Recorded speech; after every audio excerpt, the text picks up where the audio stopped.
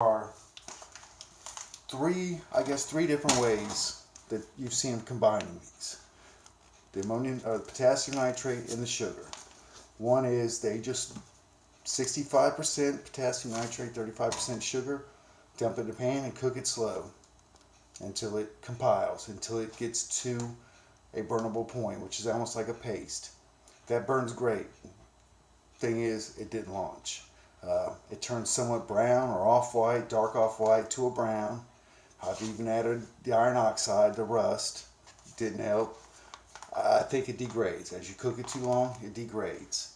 I've seen one video where a fellow cooked it for quite a while, very slow, turned out white, burned great. That's the trick. It's got to be white, can't degrade. So what I do is cook it somewhat fast and recrystallize it, so it takes water. So let's get started with that. Urea. Alright, scale, number one. Yes, you have to have a scale. I tried it for the first 3 months without a scale, and I'm a pretty smart guy. I came up with ingenious ways of matching by volume, but none of that works. You really have to have a scale.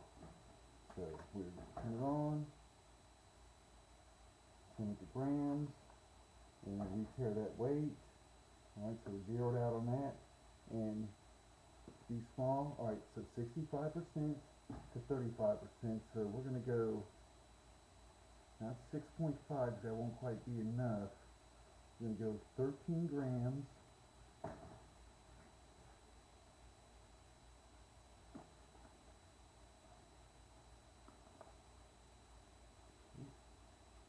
Is that right? 13 grams.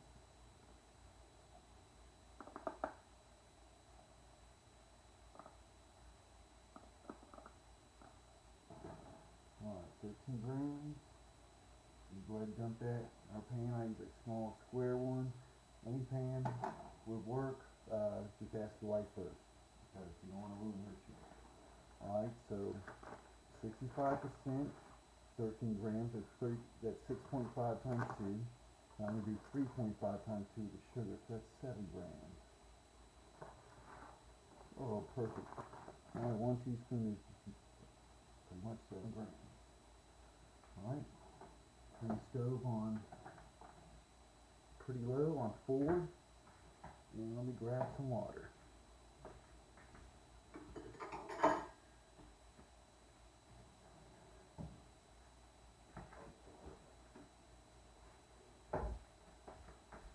Now the trick is, we don't want to cook it so hot that it burns or discolors. But we don't want to cook it so slow that we essentially just degrade it, same as if we were cooking it fast. So we want to cook it fast enough, but on the hottest temperature we can get. So I'm on 3.5. And we're going to add water by the drops. So about 8 drops to begin with. Let me zoom in here.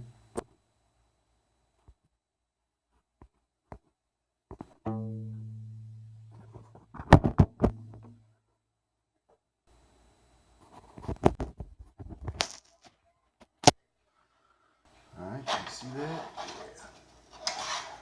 Alright, we want to get this to dissolve. Now the sugar dissolves quickly and easily. Potassium nitrate will not dissolve until it gets warm. So you can always add more water. It's hard to take it back out. But we're going to stay at about 10 drops just for that. Now this batch is not enough to make a rocket, but it's enough for me to show you. What you'll do is test, and I've been doing this, like I said, for 9 months. I pretty much got my test times down. So I'll do what they call the Punt Test, or the test to make sure it breaks crispy, which I'll show you exactly what that means. But what I want to do is stir that until almost all the white dissolves. And it will dissolve. I just adjusted my heat to 4.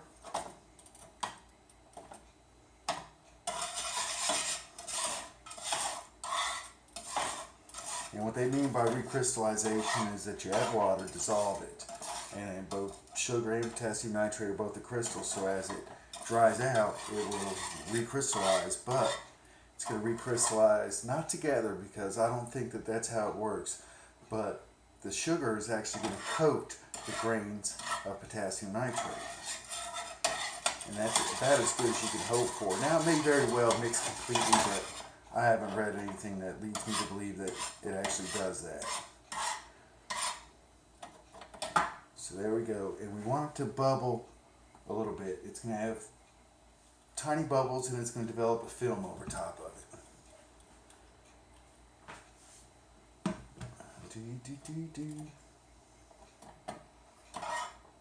So we want to avoid overheating this at all costs. We want it to be almost pure white when we get done. And that's not as easy said as done. And I probably could have done with a little bit less water, because it's just that much longer I have to cook it. The more water you put in, of course, the more of this actually dissolves completely, which I got about 95% dissolve rate. Usually it's closer to 80. But I have to cook it longer. That means I have to pay more attention. Let it do its thing for a moment.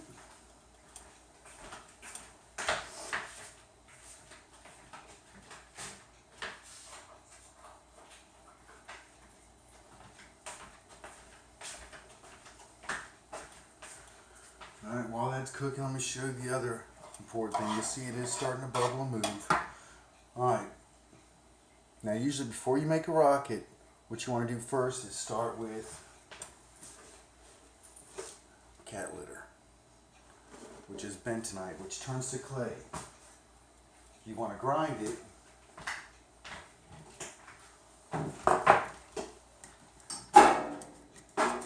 to powder. And then that powder, you'll pour in 1 spoon at a time, and with a rubber hammer and something to beat it with, you will put it in there with 1 spoon at a time and pound that until it forms a plug. And see that orange? That's the thickness of my plug, about 3/8 thick of cat litter, hard plug. And you see I pull it off, so not to overheat it, we just want the water to evaporate. Overheating is the last thing we want.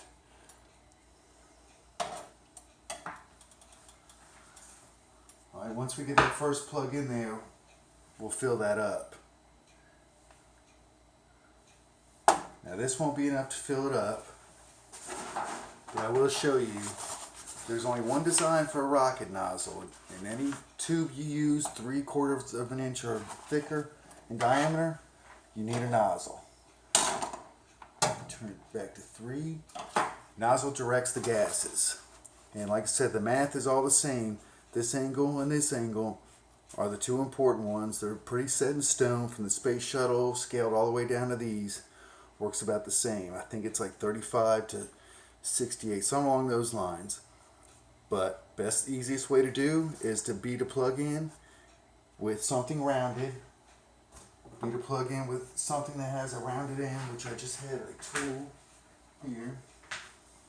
I'll use that rounded end. That is my inside angle. Okay, and then I fill that solid, and I'll actually carve that out with an X-Acto knife and get that shape, so when your gases leave the rocket, they expel quicker and have more freedom to move. And you see this is starting to get a little bit thicker.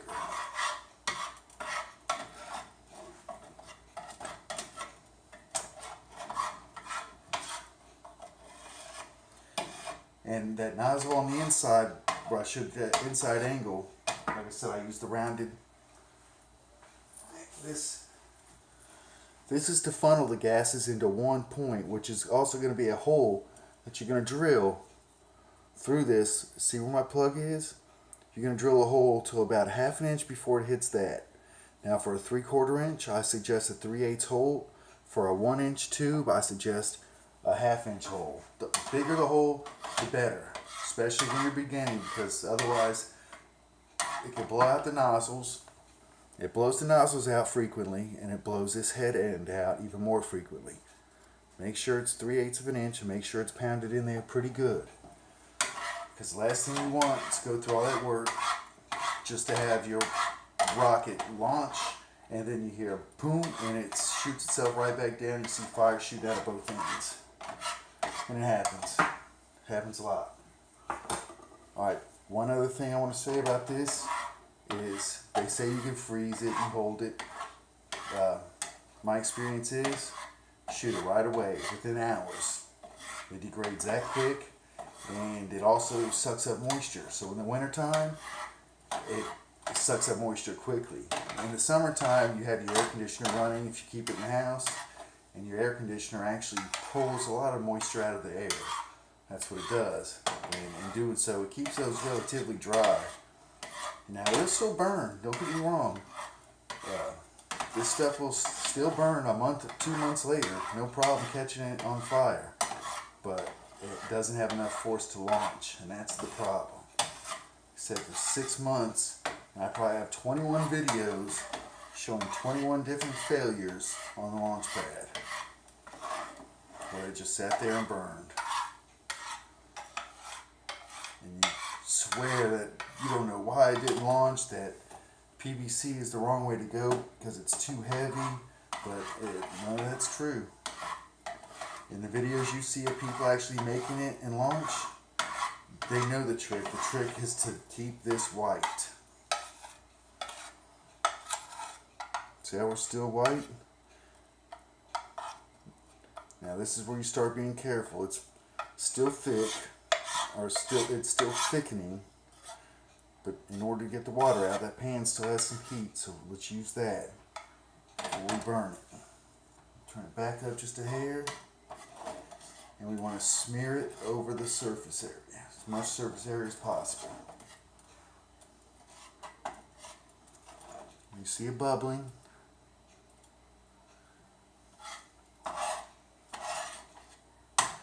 Do I need to tell anyone to be careful cooking this stuff on a stove? Because if it does catch fire, you're not going to put it out by smothering it or anything like that. It's got its own oxygen. So this type of fire is not the kind that goes out very easily. I would suggest if it did catch fire, if you can man up and got the nuts to grab this pan and carry it outside, great. If not, pull it away from anything that's going to catch overhead, like the cabinet, and just let it burn. It won't burn for very long, a few seconds. But do not try to put it out, because you're going to make more of a mess and spread it. And it's not going to go out anyway. Alright, you see we're thickening into a paste. And now here's what they call the snap test. This is what you want to keep checking. Just pull a piece off and let it cool. Roll it up into a little thing and just let it cool for a moment. That's not near ready, but you'll see what I mean. Snap test, you're going to roll it up into a little piece, and when it cools, if you break it and it makes a little snap noise instead of just bending, then you're done. And it's a fine line between done and too wet. Remove that from the heat and let it take the heat that's already in the pan.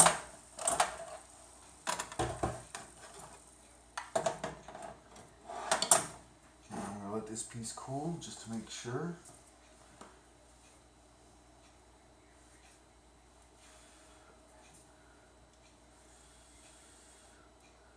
Also, a trick when loading a rocket with this, you want to work with it hot, so you kind of keep it just in a pile. That'll keep it warm and pliable and usable. But yeah, you're probably still going to burn your fingers a bit. Alright, that piece I can tell wasn't quite ready, but I'm going to take off another piece. And it's getting there. It's very close. And it's still white, you see, so done good so far. Let it dry for a second. Add a tad of heat.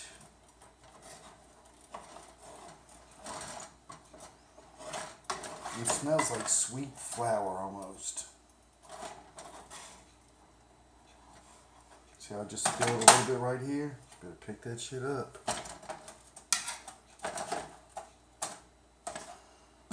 Alright, I am pretty sure that that's done. And continue. Another tool. It's going to involve some scraping. I'm going to roll this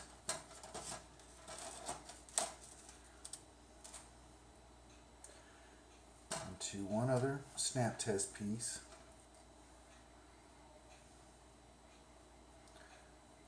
I make these on average about 1 inch long and 3/16 inch thick, which is a little smaller than 1/4 of an inch. And I make it like that every batch I make, and then I burn them.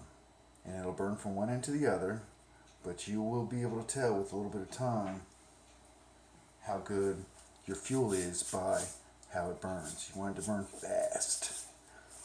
You want it to burn very fast, one end to the other. Alright, so I'm going to call it done.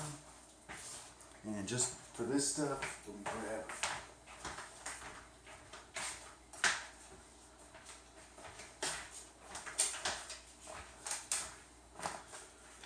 Post-its. Make a perfect small firecracker.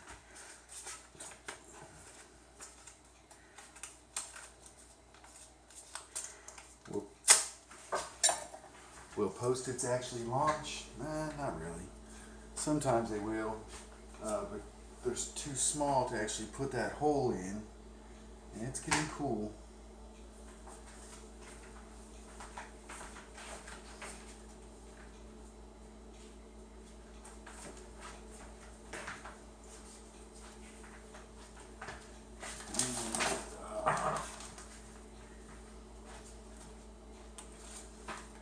Do is piece of tape,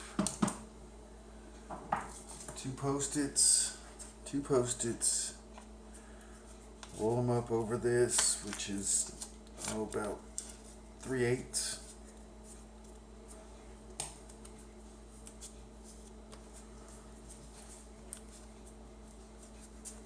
Then I'll tape it.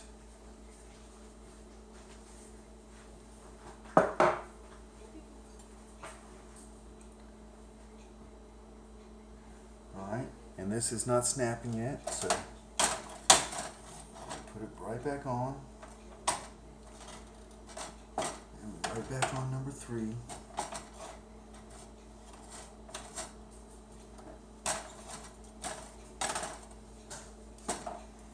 It's not going to take very much at this point. Just going to warm it up.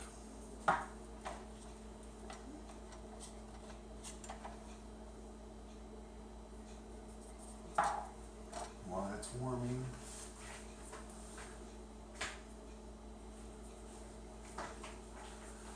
I'm going to put a plug into here. This is the cat litter.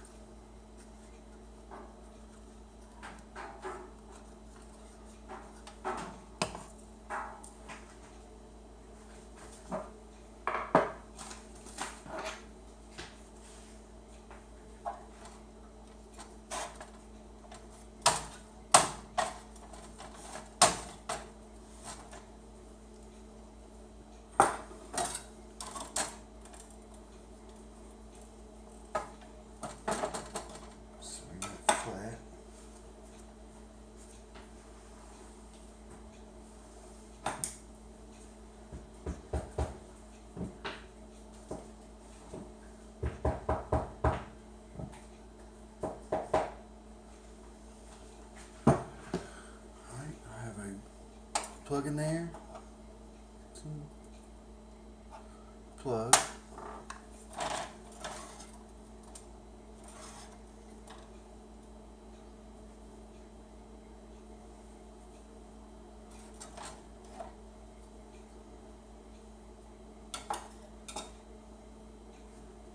I'm gonna let this piece dry. Cool, actually.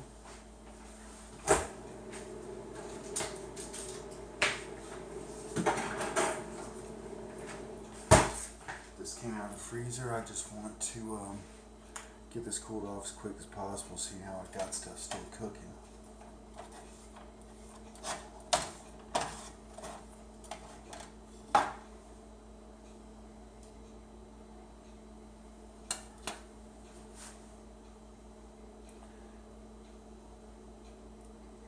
This does pass the snap test. When you break it, you will hear it snap.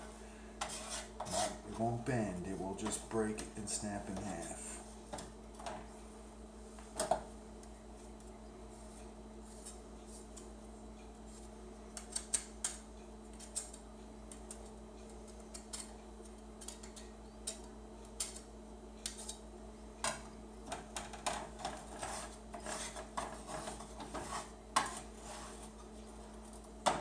Work it into one pile, because in order to make this useful, it has to remain pliable while you're loading it. Turn off the stove.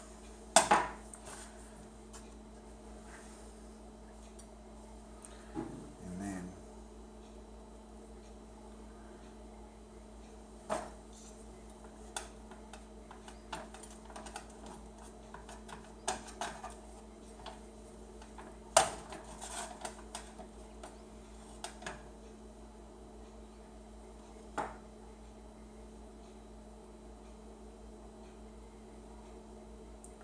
get a piece that you can actually hear snap, so you know, because this is the only definitive test.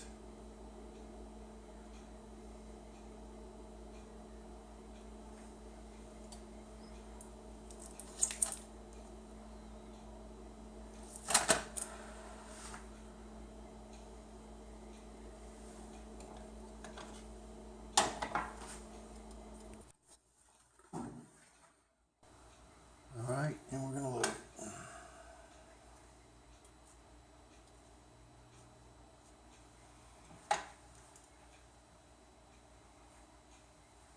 Cools quickly, so load quickly. And don't forget your fuse.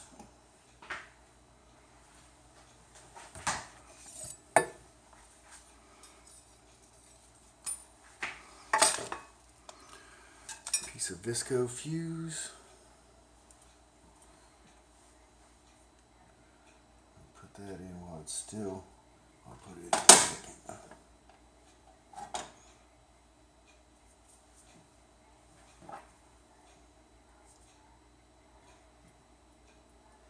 Yeah, it's pretty messy to load. You can buy tools from Skylighter, which are set perfect for your nozzle, your hollowness, all the way to this part. I, of course, don't have any of those.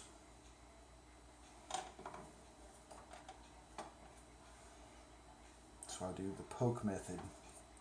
Just keep poking it and it kind of packs itself. Then every now and then, I'll pack it in there. Now, one this small, of course, it doesn't need to be hollowed out, but anything any bigger will not end burn worth a shit. And that's what this is called, an end burner. And it's actually, you know, the fuse does create a hollow. So there we go. And this rest of it, I'm going to make into a little test burn piece.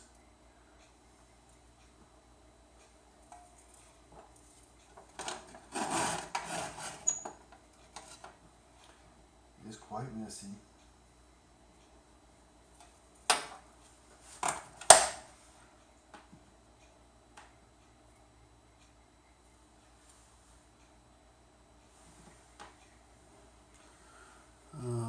Let's see if you can see that it breaks. It doesn't bend over. It snaps pretty much cleanly.